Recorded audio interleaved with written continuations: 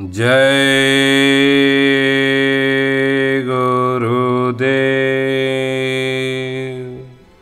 एक बार परम पूज्य स्वामी जी महाराज ने सत्संग सुनाते हुए कहा, मैं सब काला धन 24 घंटे में सफ़ेद कर दूंगा। मेरा तो सब काम हो चुका है।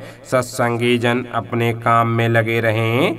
मैं समय की इंतजारी कर रहा हूँ। समय आते ही सब काम हो जाएगा।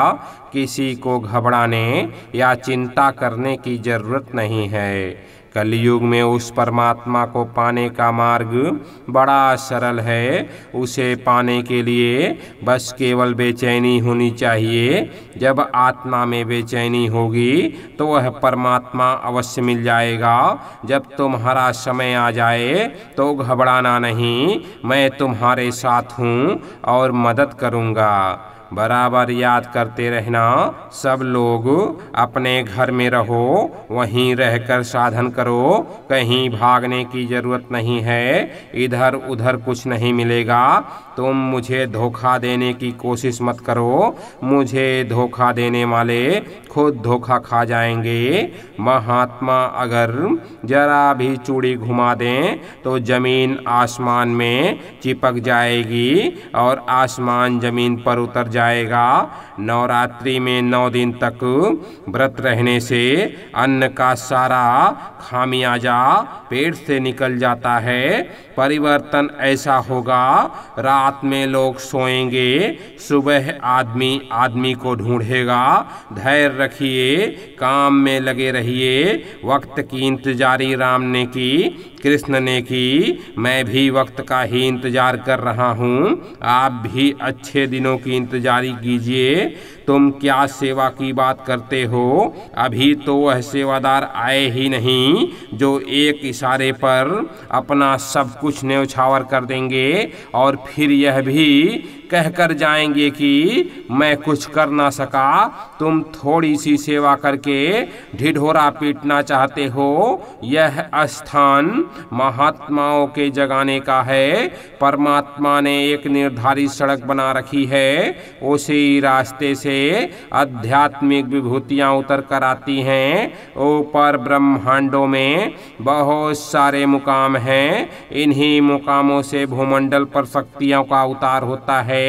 मंडल बहुत से हैं, रास्ता सबका एक है। हम एक बार पकड़ते हैं और नामदान की डोरी पकड़ा देते हैं तो फिर छोड़ते नहीं।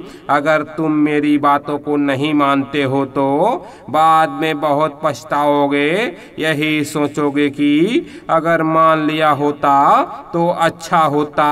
आप मेरी बातें सबको बता दें। मैं जितना कहूँ उतना ही बताना। तुम सोचो कि दुनिया को मना लोगे, यह तुम्हारा भ्रम है। पहले के लोग बच्चों को सिखाया करते थे कि सुबह उठकर भगवान को प्रणाम करो, धरती माँ को प्रणाम करो, माता पिता और बड़ों का पैर छुओ। वह खुद भी करते थे और बच्चों को भी सिखाते थे। बच्चों में अच्छे संस्कार पड़ते थे। अब तो सब कुछ बदल गया। पूजा पाठ खत्म हो गया। सबने धीरज छोड़ दिया। अब तो यह कि बस कितना मिल जाए सब हमारे पास हो जाए, इसी की होड़ है। इसलिए सब तरफ लड़ाई झगड़े बढ़ गए। भाई भाई नहीं मिलकर बैठ सकते। रूहानी माया बड़ी बारीक है, इसे तुम नहीं समझ सकते। सत्संग की बड़ी जरूरत है।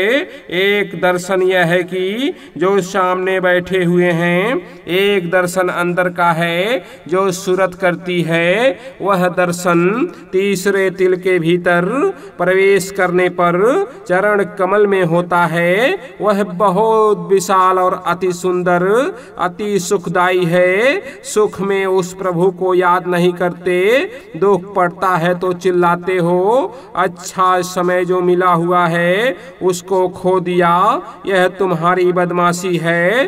तुम एक के बन जाओ तो हमेशा तुम्हारे तुम्हारा ख्याल खबर रखेगा, पर तुम कभी इधर उधर भटकते हो, कभी उधर उधर भटकते हो, तो कौन तुम्हारी सुने।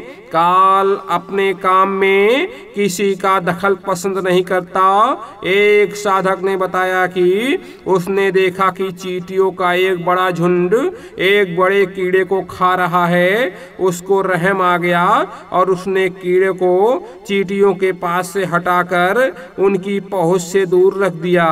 इसके बाद जब वह भजन पर बैठा तो वह चींटियां सूक्ष्म रूप से उसके पैरों में काटने लगी और बोली कि हम तो उस कीड़े से बदला चुका रहे थे, उसमें तुमने दखल क्यों दिया। जब तुम भजन करते हो, सुमरन ध्यान भजन करते हो, तो कुछ मिलता है, वह आत्मधन है। आत्मधन को दबाकर छिपा कर रखो और यह कहो कि हमको कुछ नहीं मिला, तब तुम्हारा धन बचा रहेगा। लेकिन अगर तुम्हारी इच्छा बाहर लगी रही और तुम सोचो कि जो कमाई की उससे दुनिया का सामान मिल जाए तो वह मिल जाएगा, पर तुम्हारा आत्मधन खर्च हो जाएगा। इसलिए बड़ी सावधानी से रहो। महात्माओं के पास तो ऐसे लोग आए जो पीछे खड़े रहते हैं, सबकी जूतियां पोंछते। लोग कहते हैं कि आप राजा हो, जमींदार हो, आगे आ जाओ, तो वह कहते हैं कि यहाँ ठीक है, बड़ी दया है उनकी। लेकिन जब महात्माओं के जाने का समय हुआ और प्रेमियों ने पूछा कि कौन संभाल करेगा, तो उन्होंने कहा कि वही जो जूतियां पोंछते हैं। गुरु सुरतों की संभाल करते हैं, शरीर तो नाशवान है, यह तो जाएगा ही। जब मैं तुमसे कहता हूँ कि शरीर नाशवान है, इसे छोड़ना ही पड़ेगा। मैं भी इसी शरीर में हूँ, मैंने कोई रहने का पट्टा नहीं लिखा रखा है। तो जब अच्छे दिन हैं तो कमाई कर लो, भजन कर लो। भजन में लगे रहोगे तो खराब दिन भी निकल जाएगा, लेकिन भजन नहीं किया और अच्छे दिन निकल गए तो बुरे दिन में फंस जाओगे।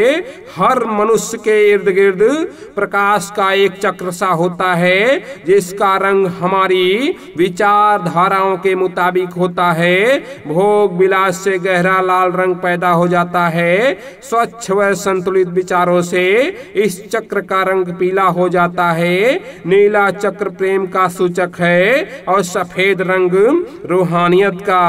ये योगियों सन्यासियों, यह समय कंदराओं गुफाओं में तप करने का नहीं है। बाहर आकर धर्म को बचा लो। अगर धर्म डूब गया तो तुमको कलंक लग जाएगा।